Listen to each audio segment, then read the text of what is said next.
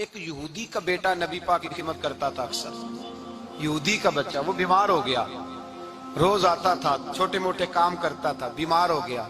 حضور نے فرمایا چلو تیمارداری کرنے چلتے. کس کی؟ جی غلام کی, نوکر کی.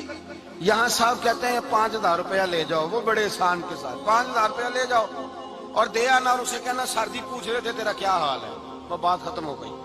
حضور بنفس نفیس گئے اور غریب کا گھر تھا. وہ یہودی باہر نکلا جس کا بیٹا بیمار تھا. تو کہتا جب دروازے پہ میں نے مسلمانوں کے نبی کو کھڑے دیکھا تو میرے پیروں تلے زمین ہی نکل گئی. میں نے کہا حضور مجھ غریب کی کٹیا میں کیسے آئے؟ اور میں تجھے پتا ہے نا تیرا بچہ میری نوکری کرتا تھا, یا بیمار ہو گیا, میں تیمارداری کرنے آیا. وہ یہودی کہتا مجھے خیال یقین ہی نہ آئے کہ میرے گھر میں حضور, تو امیر حرم, میں غریب بے نوا, تو کجا من کجا, میرے گھر میں حضور آئے. کہتے کہاں ہے ہمارا پیارا؟ حضور وہ لیٹا ہوا ہے. صحابہ کہتے ہیں نبی پاک سرانے گئے تو اس کا آخری وقت تھا, تھوڑا سا ٹائم تھا. میرے مصطفیٰ نے فرمایا تو میری نوکری کرتا تھا, آج میں تیری تیمارداری کرنے آیا ہوں. غلاموں سنو, جو رسول اللہ کی نوکری کرے آخری وقت آئے تو اللہ کے رسول پہنچ جایا کرتے ہیں, حضور پہنچ جایا کرتے ہیں.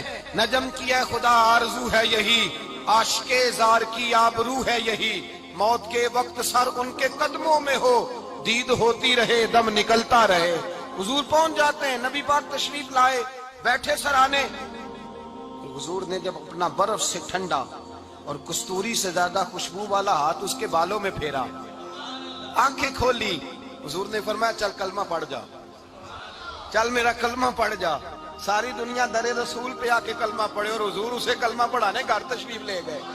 یہ ایک مزدور کو, ایک محنت کرنے والے کو اعزاز دیا. گھر گئے, کلمہ پڑھ لے.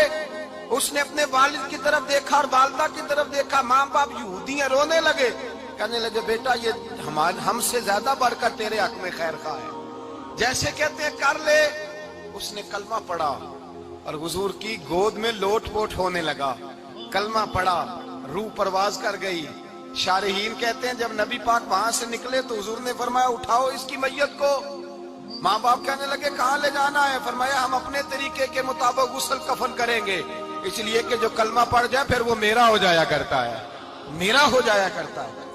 بھائی یاد رکھیں, مزدور کو حضرت ربیعہ بن کعب فرماتے ہیں میں حضور کو وضو کراتا تھا. رات کا وضو میری ذمہ داری تھی, صرف ایک وضو رات کا. ہمارے ہاں تو 25 سال مزدور مزدوری کر کے چلا جاتا ہے, پر وہ مزدور ہی رہتا ہے. وہ مزدور ہے, اس کا کوئی اعزاز نہیں, کوئی. اس کے لیے وہ کہتے ہیں اب بابا جی آپ کو کھانسی زیادہ آتی ہے, اپنے بیٹے کو لگا دیں, کسی اور کی ڈیوٹی لگا دیں, اب آپ کام نہیں کر سکتے.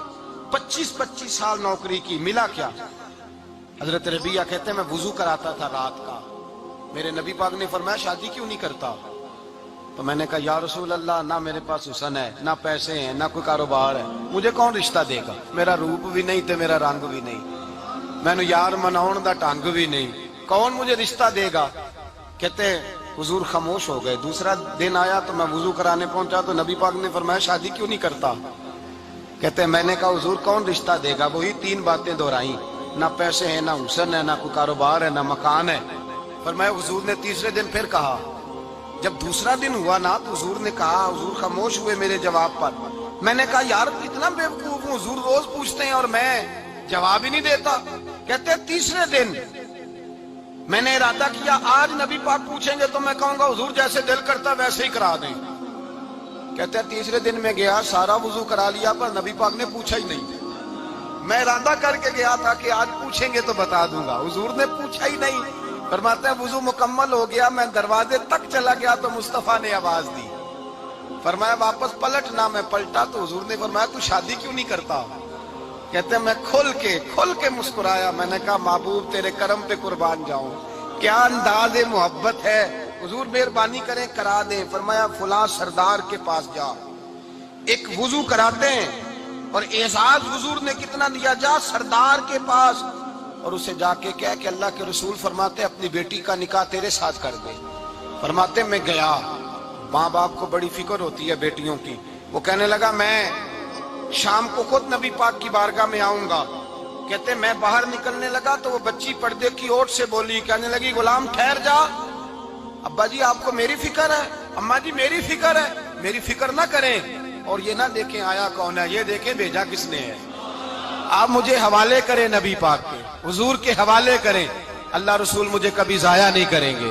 حضرت ربیہ کہتے ہیں حضور نے میری شادی کا بندوبست کیا۔ حضرت بریدہ اسلمی سے کہا کہ تو اس کے لیے کھجور کی گٹھلی کے برابر سونا لا۔ حضرت حارثہ بن نعمان سے کہا تو اس کے لیے ایک کمرے کا اجرے کا بندوبست کر۔ حضرت عثمان غنی سے کہا تو نے ولیمہ کرانا اس کا۔ فرمایا میں تو تھوڑی نوکری کرتا تھا، مصطفیٰ نے ساری زندگی کا ہی بندوبست فرما دیا۔ یہ مزدور کے ساتھ حضور کا انداز ہے۔ پہلے میں نے شروع میں کہا کہ مزدور اس بات کو سمجھتا ہی نہیں کہ اس کا مقام کتنا، وہ اس بات کو جانتا ہی نہیں اللہ نے اسے اعزاز کتنا دیا ہے۔ ملت کا جوان سب سے پہلے تو کبھی کسی کی جیب کی طرف نہ دیکھے، اور یہ بات یاد رکھ لیں، درجنوں بزرگوں کے ارشادات کی روشنی میں ایک موٹی بات بیان کر رہا ہوں، توجہ ہے میری بات پر؟ جس کی توجہ دوسروں کی جیب پہ ہوتی ہے وہ رسوا ہو جاتا ہے۔ کاہل لوگ جو زندگی میں صرف ہاتھ پھیلانے کے عادی ہوتے ہیں، ان کے دامن میں سوائے رسوائی کے کچھ نہیں آتا، ان کے حصے میں سوائے بدنامی کے کچھ نہیں آتا۔